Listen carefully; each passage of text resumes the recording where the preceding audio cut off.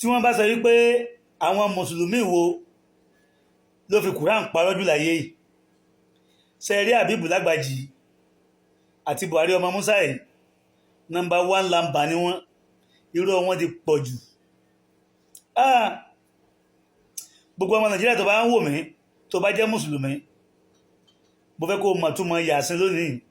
ní Yorùbá gbogbo àwọn ọ̀rọ̀ lálálálá tó ti ń pa fún wa yẹn a ní ó gbẹ làṣírí ẹ̀ máa tú ìwọ tó bá ẹsẹ̀ bá mi pàdé lọ fọ́lọ̀ mi lórí Facebook àti lórí TikTok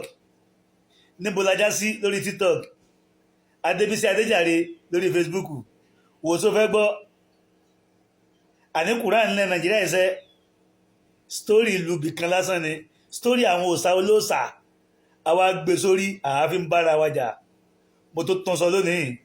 gbogbo ẹbí tó ń kó Quran wọ Nàìjíríà yìí wọn ò dẹrú ni tọmọtọmọ ó yá wá gbọ́ túmọ̀ Yàsín ní Yorùbá. ìgbà tá a ka Súrátù Yàsín ní èdè abínibí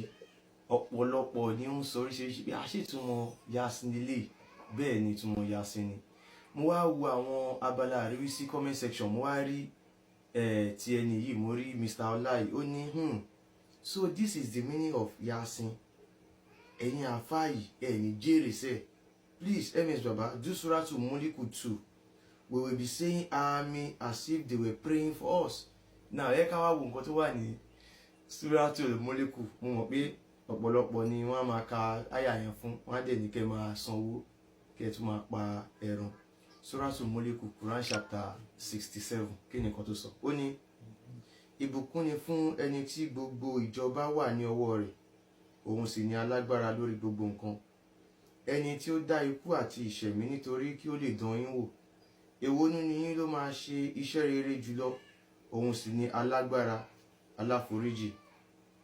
ẹni tí ó dá àwọn sánmọ̀ méje ní ìpele ìpele o ò lè rí àìgúnrégé kan lára ẹ̀dá aláàánú jùlọ nítorí náà wò ó padà ǹjẹ́ o rí ojú sísán lára sánmọ̀ lẹ́yìn náà wò ó padà lẹ́ẹ̀mejì kí ojú rẹ padà sí ọ̀dọ̀ rẹ̀ pẹ̀lú ìyẹpẹrẹ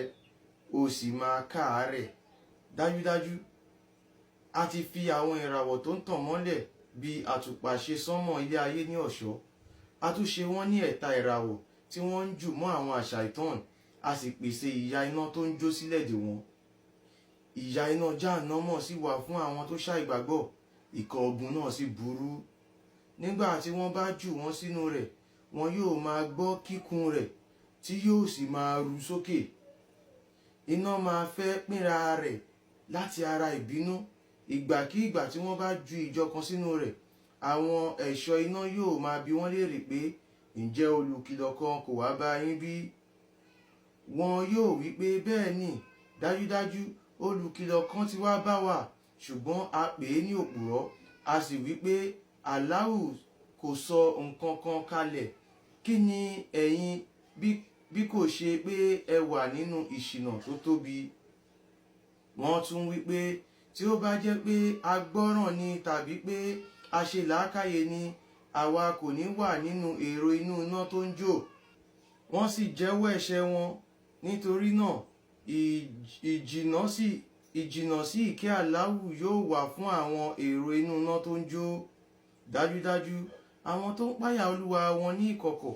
àforíjì àti ẹ̀san tó tóbi ń bẹ fún wọn ẹ wí ọ̀rọ̀ yín ní jẹ́jẹ́ tàbí ẹ wí sókè dájúdájú òun ni onímọ̀ nípa ohun tó wà nínú àwọn ìgbáyà ẹ̀dá ṣé kò mọ ẹni tó ṣẹ̀dá ni òun sì ni aláàánú alámọ̀tán òun ni ẹni tí ó rọ ilẹ̀ fún yín nítorí náà ẹ rìn ní àwọn agbègbè rẹ̀ káàkiri kí ẹ sì jẹ nínú àrísìkí rẹ̀ ọ̀dọ̀ rẹ̀ sì ni àjíǹde ẹ̀dá wà ṣé ẹ fọkànbalẹ̀ sí ẹni tó wà ní òkè sánmọ̀ pé kò lè jẹ́ kí ilẹ̀ gbé yín mì ni nígbà náà ilẹ̀ yóò sì máa mì tìtì tàbí ẹ fọkànbalẹ̀ sí ẹni tó wà ní òkè sánmọ̀ pé kó lè fi òkúta iná ránṣẹ́ sí yín ni nígbà náà ẹ sì máa mọ bí ìkìlọ̀ mi ti rí àwọn tó ṣíwájú wọn kúkú pé òdodo ní irọ́ báwo sì ni bí mo ṣe fi ìyà kọ aburú wọn ti rí ṣé wọn kò rí àwọn ẹyẹ tí ó wà ní òkè wọn tí wọ́n na ìyẹ́ apá wọn tí wọ́n sì ń para mọ́ tí wọ́n sì ń pa á mọ́